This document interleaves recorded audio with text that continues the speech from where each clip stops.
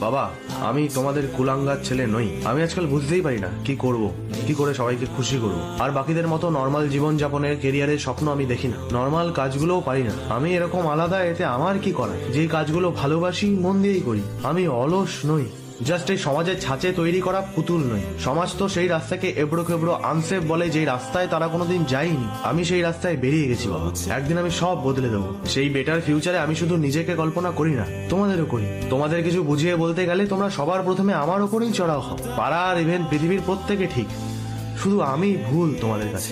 একা লাগে আজকাল, তবে একা থাকতে শিখে গেছি। আর বুঝেও গেছি অন্ধকার রাস্তায় কেউ আলো নিয়ে সাথে যায় না। যে রাস্তাতে ল্যাম্পপোস্ট আছে সেই রাস্তাতেই সবাই টুনি লাগায়। অবশ্য তোমরা তোমাদের মতো আমার ভালোই চাও, সেটাও আমি জানি। কিন্তু সময় সমাজ দুটোই পাল্টেছে। চারিদিকে সার্কাস চলছে বাবা। যোগ্যরা ভালো জায়গায় কোথায়? তবে সময়ের অপচয় করছি না মা, সময়ের অপেক্ষা করছি। একদিন প্রমাণ হবেই তোমরা লুজার জন্ম দাওনি। সেদিন তোমার পাড়া